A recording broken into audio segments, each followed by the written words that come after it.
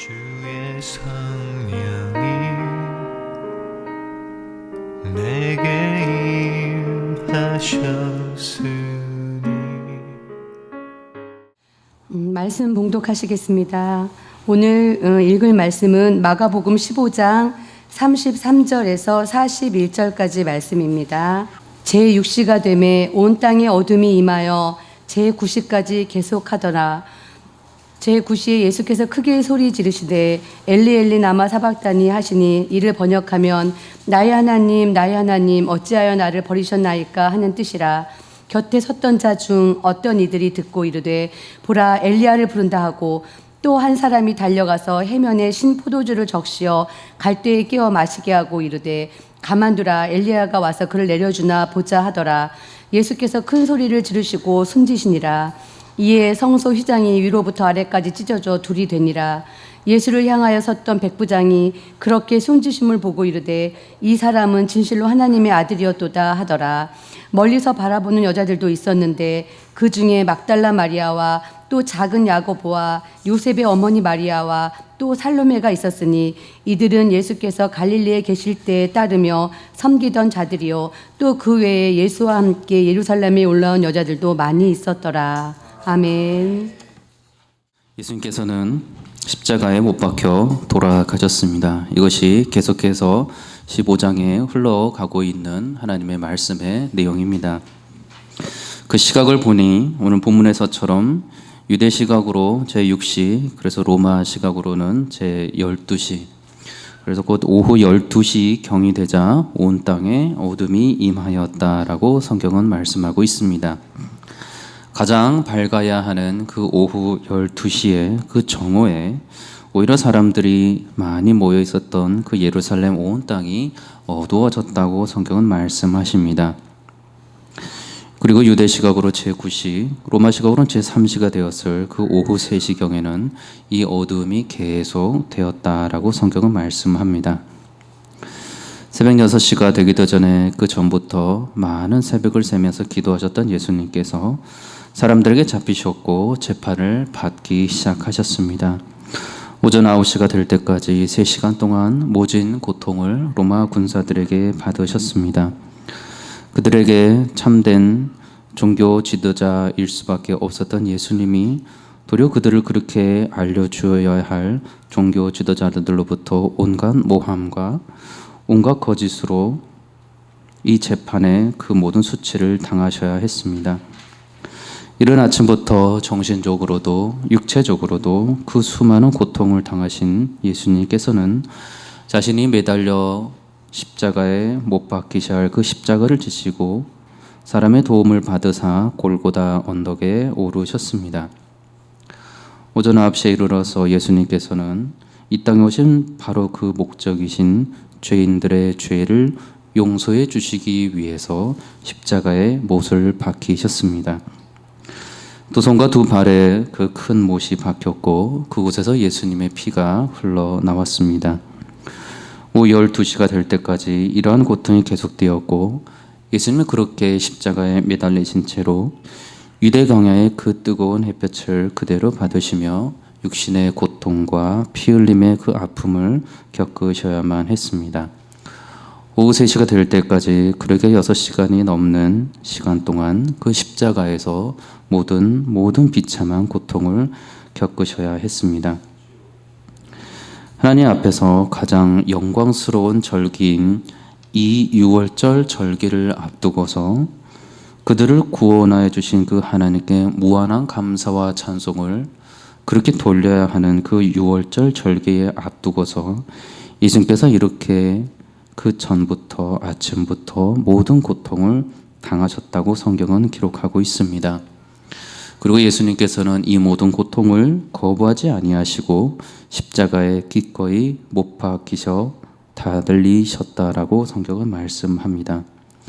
나무에 매달리신 것, 그것은 구약에서 하나님이 저주를 받은 자가 당하게 되는 무서운 정죄이며 심판이었습니다.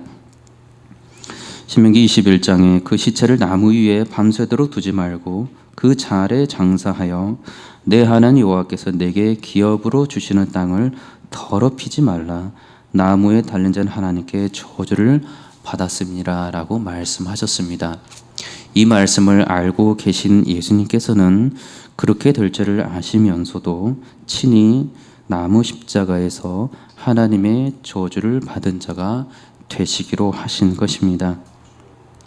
마치 하나님께 가장 큰 죄를 지은 사람이 그렇게 되신 것처럼 그렇게 신의 저주를 받은 자로서 매달리셨습니다. 예수님을 십자가에 못 박은 자들은 예수님께서 스스로 하나님의 아들이라고 하시고 그렇게 자신을 하나님과 같은 존재라고 하였다고 하여 신성모독이라는 죄목으로 예수님을 정죄합니다. 그렇게 정죄당한 예수님께서 십자가에 못 박혀 돌아가시고 있는데 그들에게 있어서 예수라는 존재는 그렇게 죽어 마땅한 존재였고 그들이 생각하기에 그리고 고안해낼 수 있는 가장 악하고 비참하게 하나님의 저주를 받아서 그렇게 고통스럽게 죽어야만 마땅한 죄인 중에 죄인으로 그 어리석은 자들이 생각하고 여기고 있었습니다. 그렇기 때문에 그들은 저희가 계속해서 예수님께서 흘리시는 그 피와 모든 고통을 보면서 안타까워하는 그 모든 안타까움을 전혀 느끼지 못하고 있었고 미워하지도 미안해하지도 어떠한 아픔도 그들은 예수님을 향해서 갖지 못하고 있었습니다. 오히려 더욱 악하여졌고 그렇게 피 흘리시면서 지금 죽어가는 예수님을 향해서 모든 육신의 고통과 정신의 모든 아픔을 겪고 있는 그 예수님을 향해서 내가 하나님의 아들이어든 지금 내려오라. 내가 지금 남은 구원하였는데 너 자신은 구원하지 못하는구나라고 큰 소리로 조롱하면서 그 모든 악함을 십자가에 매달려 돌아가시는 예수님께 퍼붓고 있었습니다. 성경은 예수님의 그 모습을 향해서 그들의 그 악한 외침처럼 당연하다, 마땅하다 그렇게 말씀하지 않습니다. 오히려 성경은 예수님께서 자신의 죄가 아닌 사람들의 죄, 죄인들의 죄, 하나님께서 택하신 그런 사람들의 죄를 위하여 대신 저주를 받으셨다라고 말씀합니다. 갈라디아서 3장에 그리스도께서 우리를 위하여 저주를 받은 바 되사 율법의 저주에서 우리를 속량하셨다라고 말씀합니다. 한 사람이 이 땅에 살아가면서 사람들로부터 미움받는 거 그리 고통스럽고 자기의 죄가 아닌 그 죄목으로 누명을 씌워서 그렇게 심판받는 것도 억울한 일입니다. 자신은 죄가 없는데 다른 사람의 죄 때문에 사람들의 저주뿐만 아니고 신의 저주를 받아야만 한다는 것 또한 너무 추악하고 고통스러운 아픔입니다. 더군다나 그러한 방법으로 그 죄의 대가로 죽어야만 한다면 이것은 그 사람이 받아들이기에 다른 사람들이 보기에 너무나도 비참하고 비참할 수밖에 없는 상황입니다. 너무나도 고통스럽고 도저히 이해할 수 없는 이러한 상황, 다른 사람의 죄를 다 뒤집어 쓰시고 신의 저주를 받은 것처럼 그렇게 저주받은 죄인으로 비참하게 피를 흘리며 죽어야만 하는 그 상황, 많은 사람의 비난과 저주뿐만 아니고 그가 정말로 사랑하고 믿고 따랐던, 그래서 그분의 뜻에 단 한순간도 불순종하거나 거부하거나 떠나지 않았던 그 신마저도 그를 버렸다면 이것은 그 당시나 지금이나 차라리 그 사람은 태어나지 말았어야 하는 저주받은 인생임이 분명합니다. 그 사람이 나무 십자가에 매달려서 죽어가고 있는데 자신이 평생도록 그렇게 사랑하고 믿고 그렇게 순종해왔던 그 신이 자신을 정말로 그 십자가에서 죄 그 자체로 여기셨습니다. 그 사람에 대해서 하나님을 대적하고 하나님의 뜻을 알려하지도 않고 모든 환경에서 불순종하고 하나님을 멀리하였던 그 죄인들이 짓는 그 죄, 그 죄와 똑같이 그 사람을 죄로 여기셨습니다. 하나님께서 죄라 여기시는 그 모든 죄 때문에 모든 인류가 하나님께 범죄하였고 그래서 그는 반드시 죽어야만 하고 죽어서 완전히 멸망당해야만 하는 그 죄로 인해서 사람이 그 죄로 죽지 아니하고 그 나무에 매달린 그 사람이 그 죄가 되어서 신으로부터 저주를 받고 죽고 있었습니다. 고린도후서에 보면은 하나님은 죄를 알지도 못하는 이를 우리를 대신하여 죄로 삼으신 것은 우리로 하여금 그 안에서 하나님의 의가 되게 하려 하심이라라고 말씀합니다. 하나님께서 우리 구주 예수 그리스도 그 예수님을 하나님의 택하신 사람들, 그 가운데 구원받기로 작정된 그러한 사람들, 성경에 보니 곧 우리를 대신하여 죄를 알지도 못하시는 의로우신 분이신 예수님을 정말로 죄 그 자체로 삼으시고 그분을 저주하셨다라고 말씀하고 있는 것입니다. 성경은 보통의 사람들이 이해할 수 없는 이 모든 구원의 과정, 십자가의 그 모든 피 흘림의 과정, 하나님의 아들이 사람들로부터 멸시와 전대를 받으시고 십자가에 못을 박히셔야만 하고 모든 피를 흘리셔야 했던 그 모든 과정이 심지어 놀랍게도 하나님의 구원의 가장 유일한 완벽한 방법이었다고 말씀하십니다. 하나님 아버지를 사랑하셨던 예수님께서는 스스로 하나님 아버지의 이러한 완벽한 뜻에 순종하셨습니다. 이렇게 될 줄을 알고서 다 치르시는 십자가의 그 저주의 죽음의 길이었습니다. 자신이 죄가 될 줄을 모르셨던 것이 아니고 자신이 그렇게 저주를 받아서 죄가 되어 하나님의 그 모든 심판을 받게 되고 버림받게 될 것을 아셨습니다. 그러나 그 가운데서 또 예수님은 하나님 아버지의 뜻을 따라서 스스로 기꺼이 순종해 가신 십자가의 길이었습니다. 세 번의 순환 예고와 겟세마네 동산에서의 세 번의 그 간절한 기도는 예수님께서 하나님의 뜻을 모르셨던 것이 아니고 하나님의 뜻을 너무나도 잘 아셨기에 그래서 끝까지 순종하시는 모습을 보여주시는 기록들이었습니다. 순환 예고에서 정확히 말씀하시기를 제자들을 가르치시며 또 인자가 사람들의 손에 넘겨져 죽임을 당하고 죽은 지 3일 만에 살아나리라는 것을 가르쳐 주셨습니다. 겟세마네 동산에서의 그 기도에서는 내 아버지여 만일 내가 마시지 않고는 이 잔이 내게서 지나갈 수 없거든 아버지의 원대로 되기를 원하나이다 라고 기도하셨습니다. 기도를 마치시고 제자들에게 오셔서 이르시기를 이제는 자고 쉬라 보라 때가 왔으니 인자가 죄인의 손에 팔리느니라. 하루 동안에 벌어지는 사건이지만 이 하루 동안에 벌어지는 이 사건은 하나님께서 평범한 일생들은 결코 이해할 수도 공감할 수도 없는 십자가의 구원의 길이었다는 걸 우리에게 알려주고 계십니다. 예수님을 따랐던 제자들은 전혀 이해할 수 없었던 길이었고 이 길을 이해할 수 있었던 분은 오직 그 길을 가고자 하시고 그 길을 가기로 마음먹으시고 실제로 그 십자가의 길을 가시는 예수 그리스도 한 분뿐이셨습니다. 예수님만이 하나님의 뜻을 아셨고 예수님만이 자신이 아니면 이 하나님 아버지의 뜻을 실현시킬 수 있는 사람은 아무도 없다는 것을 아셨습니다. 모든 사람이 죄인이란 것을 예수님은 아셨습니다.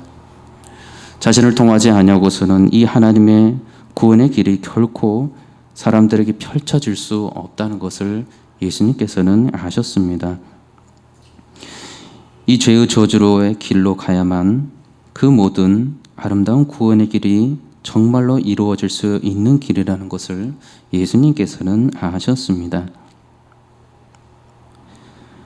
하나님 아버지께서 예수님 그 자신을 그의 사람들을 위해서 희생 제물로 바칠 때에 정말로 하나님께서는 구원해 주신다는 그 구원의 길을 예수님은 아셨기에 이 길을 이 십자가에서 그의 죽음을 목숨을 내놓고 계셨습니다.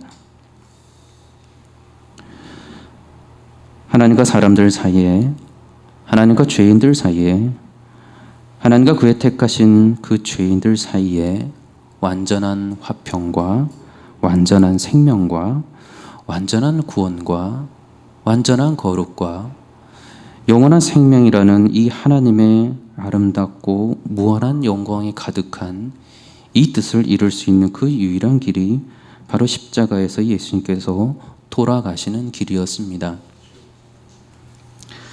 구약에서부터 알려주시는 바가 처음부터 이 화해의 방법은 전지전능하신 하나님께서 그의 사랑하시는 사람들을 위해서 계획해 놓으신 방법이었고 유일한 길이었다라고 계속해서 변함없이 말씀해주고 계셨습니다.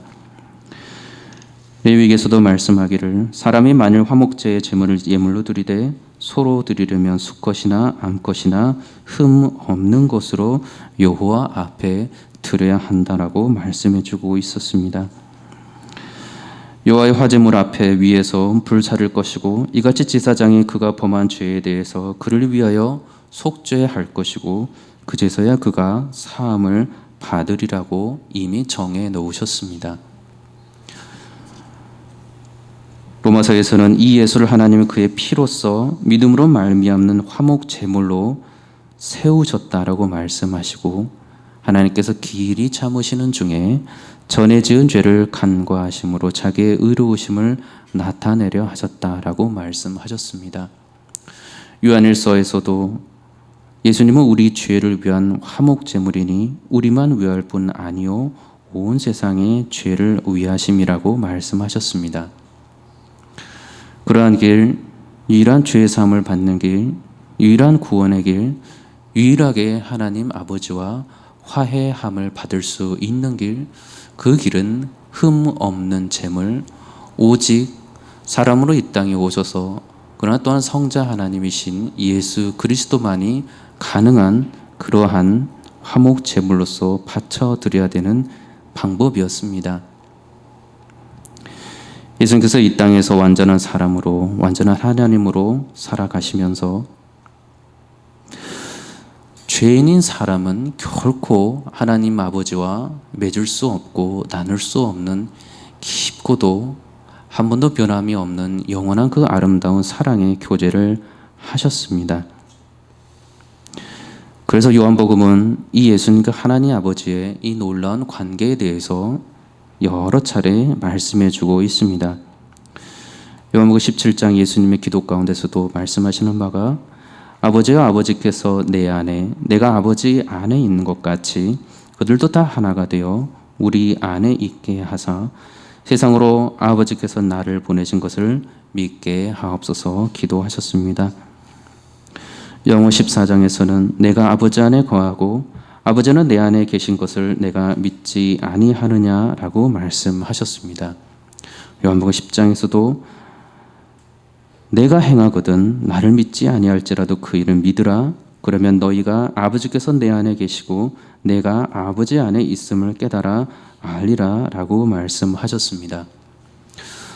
그 그리스도인들도 자기 자신과 같이 되어야 할 것 그리고 될 줄을 소망하시면서 알려주시기를 그날에는 내가 아버지 안에 너희가 내 안에 내가 너희 안에 있는 것을 너희가 알리라 라고 말씀해 주셨습니다. 영원한 아름다운 삼위일체의 그 사랑의 관계, 그 아름다운 성부 하나님께서 세상을 창조하시기 전부터 그의 사람들을 택하시고 구원하시기로 작정하셔서 성자 하나님을 그 무한하신 사랑 가운데 계셨던 그 성자 하나님을 십자가에 매달아 죄가 되어 죽도록 의도적으로 계획하셨습니다. 놀랍게도 성자 하나님은 이 사실을 모르셨던 것이 아니고 정확히 아셨고 정확히 아셨기 때문에 또한 하나님 아버지의 그 마음을 그대로 아시고 이 계획을 기뻐하셨고 또한 순종하기로 하셨던 것입니다.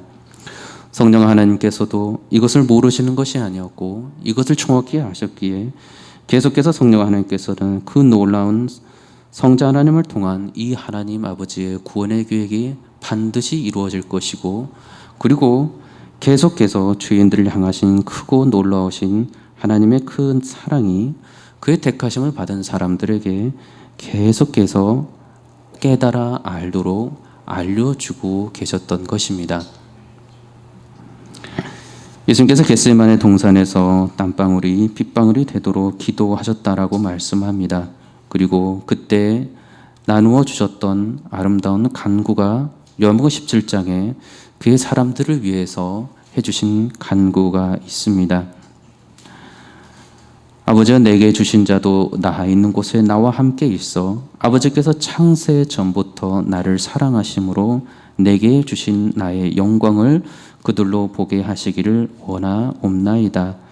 의로우신 아버지여, 세상이 아버지를 알지 못하여도 나는 아버지를 알았사옵고 그들도 아버지께서 나를 보내신 줄 알았사옵나이다. 내가 아버지의 이름을 그들에게 알게 하였고 또 알게 하리니 이는 나를 사랑하신 사랑이 그들 안에 있고 나도 그들 안에 있게 하려 함이니이다.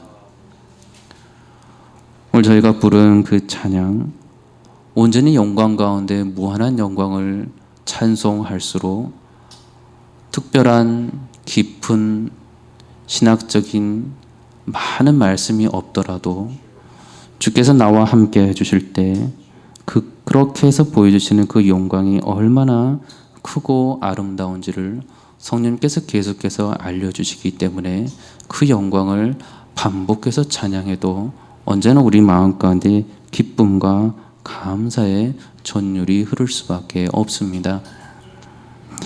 하나님 안에 거하지 아니하는 자, 그 사람은 그가 아무리 지혜로운 자이든 아무리 착한 자이든 아무리 어떤 의로운 행동을 하던 자이든 그는 결코 이러한 이상하고도 이해할 수 없는 이 하나님의 사랑, 그리고 이 모든 특별한 예수님을 통한 구원의 방법을 알 수 없습니다.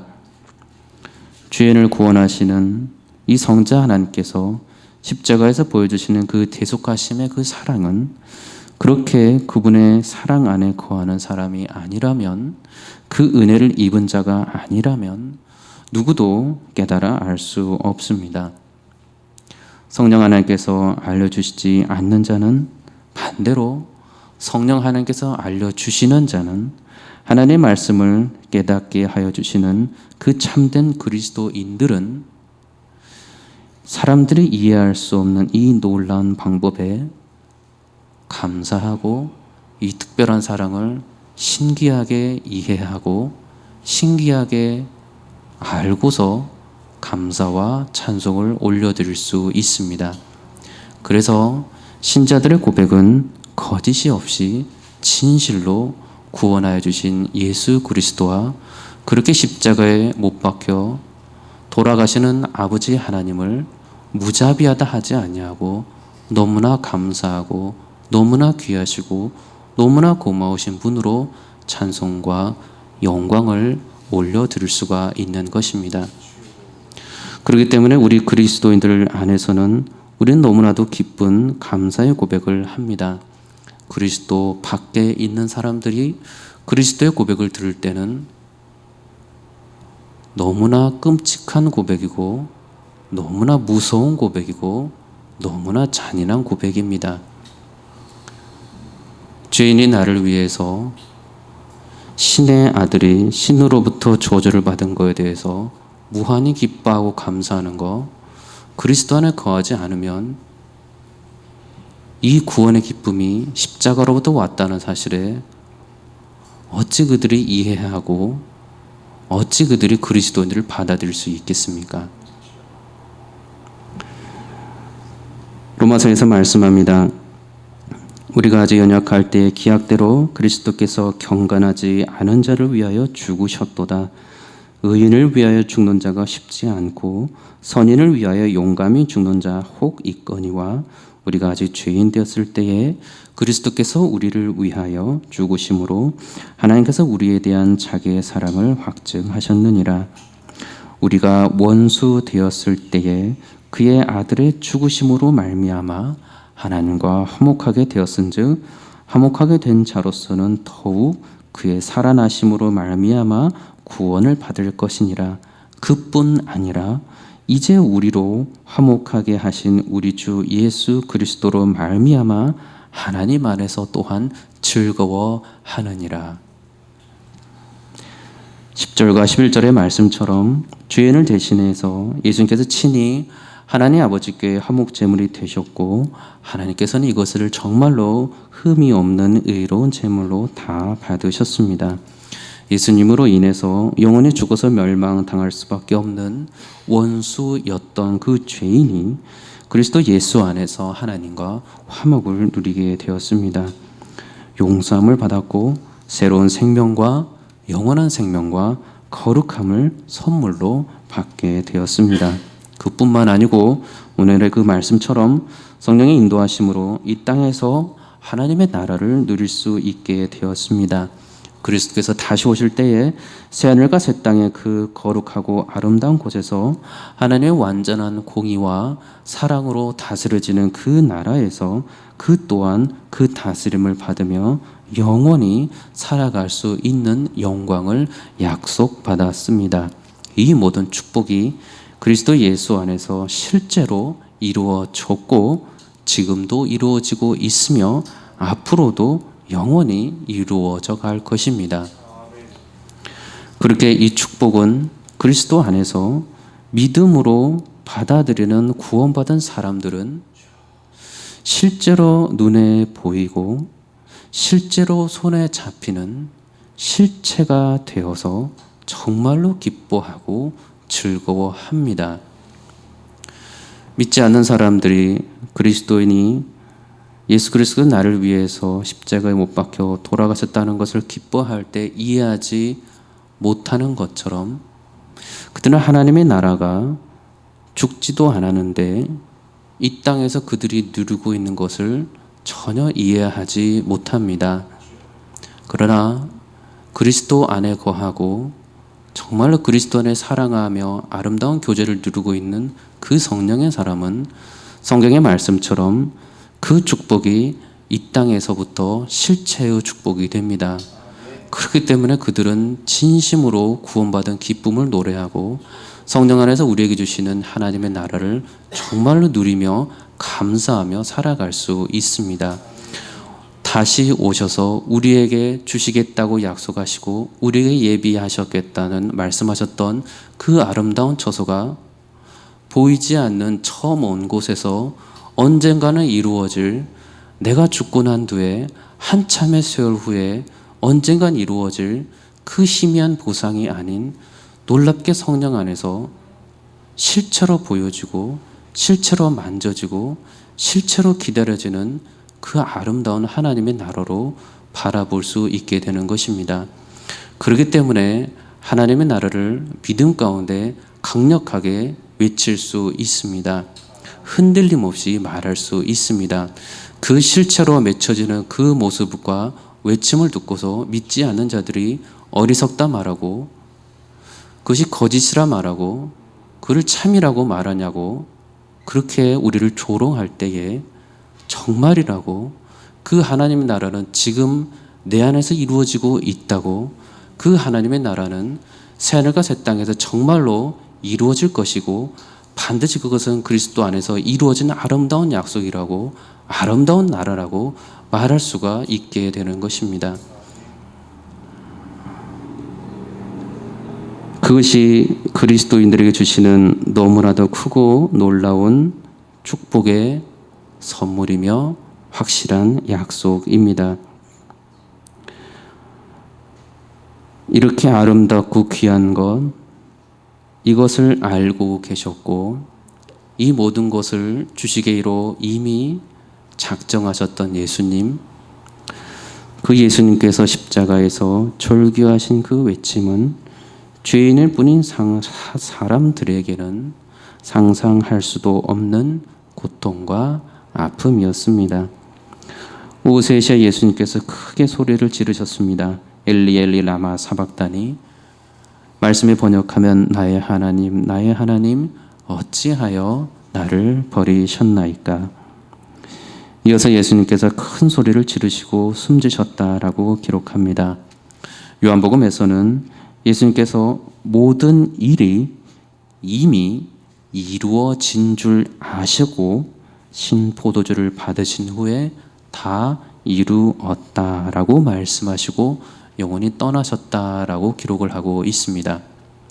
십자가에서 정말로 이 실체의 모든 영광을 다 아시고 자신 안에 거하는 사람들은 이제 그 실체인 영광을 그리스도께서 알고 무한의 영광을 하나님 아버지와 누리시면서 이 땅에서 살아가셨던 것처럼 그의 사람들 또한 이제 그리스도로 인해서 이 아름다운 모든 영광을 정말로 누리며 살 수 있게 되었습니다. 예수님의 완전한 죽음을 알려주기 위해서 군인들이 예수님의 그 죽으심을 보고 다리를 꺾지 않고 창으로 한 군인이 옆구리를 찔렀고 피와 물이 나왔다라고 성경은 기록하고 있습니다.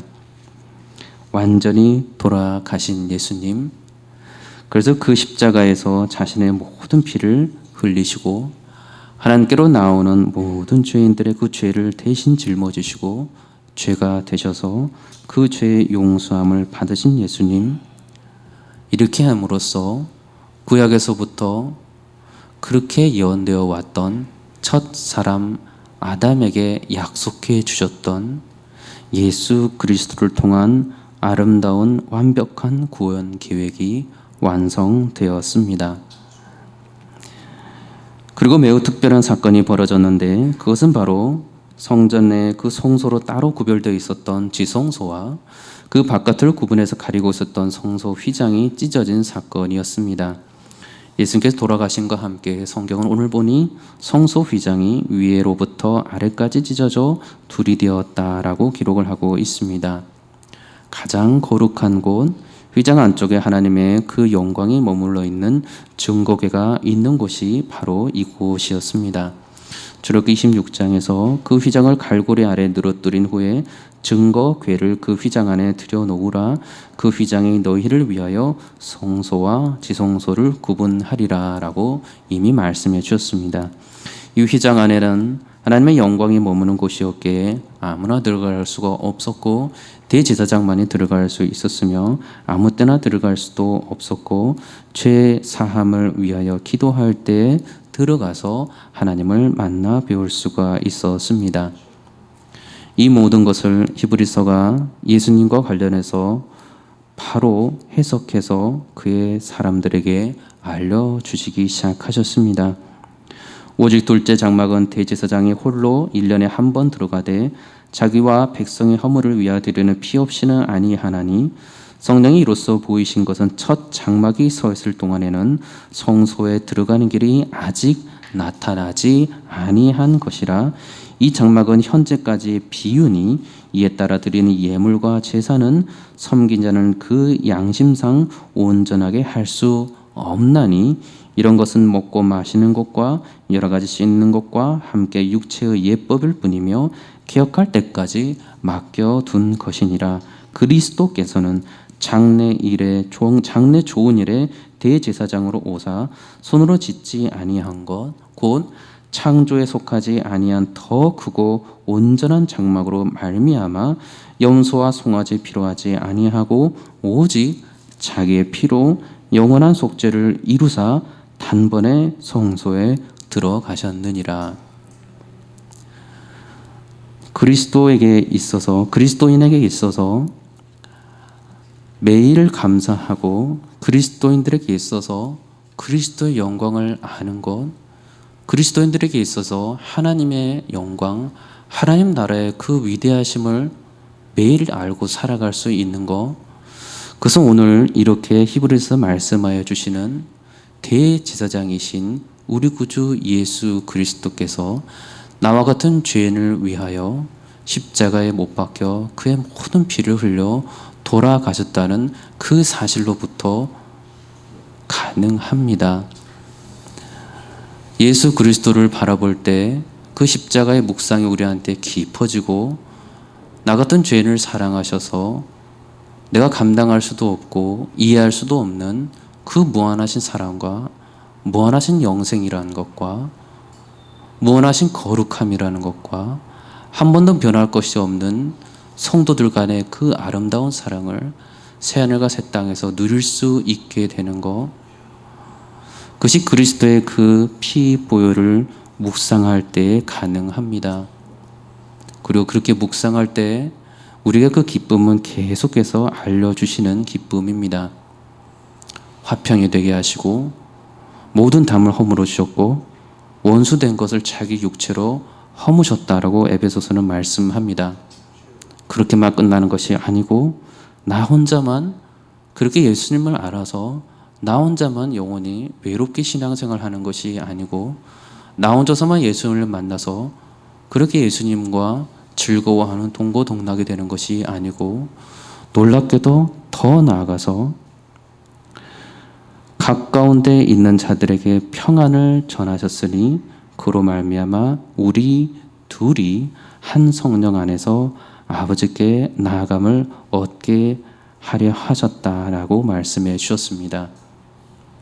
그리스도 안에서 한 지체되고 그리스도 안에서 한 같은 그리스도인이 된 그 거룩한 사람들, 그 성도들이 놀랍게 같은 마음으로 하나님 아버지를 찬양하고 예수 그리스도를 드높이며 영원히 새하늘과 새 땅에서 하나님의 나라에서 그렇게 예비된 아름다운 금면류관을 받으며 찬송과 경배를 함께 영원히 드릴 수 있다라고 약속해 주신 것입니다.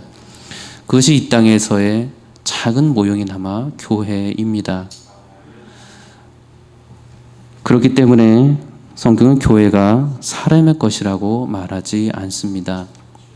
끊임없이 사람의 것으로 보고 있는 그 외형으로서의 교회를 예수님께서는 계속해서 혼내셨고 자신이 교회의 몸이고 교회의 머리라고 교회의 주인이라고 계속해서 알려주셨습니다. 성도들이 무엇을 교회라고 알고 살아가야 될지, 무엇으로 함께 모이고 살아가야 될지, 무엇을 중심으로 살아가야 될지, 그 교회라는 곳에서 함께 모여서 무엇을 전하며 무엇을 가르치며 무엇을 배우며 살아야 할지를 예수 그리스도께서 우리에게 알려주셨습니다. 구원하여 주신 예수 그리스도, 거기서부터 그리스도인이 출발하며 그리스도인의 모든 삶도 나를 구원하여 주시는 그리스도, 그 그리스도를 무한히 찬송하는 온 성도들과 함께 같은 신앙을 고백을 하며 아름다운 찬양을 드리기를 원합니다. 우리 그리스도인들 안에서 우리 주 예수 그리스도 그분만이 정말로 유일한 구원의 기름을 믿고 고백하며 찬송하는 이 아름다운 찬양이 계속해서 흘러나가기를 원합니다. 하나님의 교회로 세우시고 하나님의 몸된 당신의 것, 자신의 것, 예수님의 것이라고 말씀하시는 이 아름다운 교회를 나 개인뿐만 아니고 공동체로 모이게 하셨을 때 예수 그리스도로 만들어진 교회로 더욱더 주님을 닮아가게, 그렇게 함께 만들어져 가게 하시는, 그리스도 안에서 함께 지어져 가게 하시는 성령 하나님을 끝까지 믿고 의지하며 아름다운 찬송과 영광을 올려드리는 저와 여러분들이 되시기를 주의 이름으로 축원합니다. 기도하겠습니다. 거룩하신 아버지 하나님 감사합니다. 죄인들에게 감당할 수 없는 지혜를 우리에게 주시고 죄인들에게 너무나 감당할 수 없는 구원의 기쁨과 죄의 용서함의 은혜를 주신 은혜를 감사를 드립니다. 끊임없이 주님 앞에서 우리가 주께서 허락해 주시는, 알려주시는 계명을 알지만 나의 모든 정욕과 나의 모든 욕심으로 알고도 지키지 않은 이 더럽고 추악한 존재임에도 불구하고 끊임없이 우리를 사랑하시고 그리스도 안에서 아름답게 나를 구원하신 그리스도를 계속해서 찬양 송도록 하시고 그렇게 거룩한 주님을 만나 배울 수 있도록 홀로 두지 아니하고 온 성도들을 한 성령 안에서 불러 모아 주셔서 거룩한 교회로 함께 그리스도 안에서 지어져 가게 하도록 하시는 우리 구주 예수 그리스도를 찬양하오니 부디 이 은혜가 우리의 삶이 주님 앞에 드려지는 그 모든 날까지 계속되는 축복을 허락하여 주시옵소서. 감사드리며 예수님의 이름으로 기도드리옵나이다. 아멘.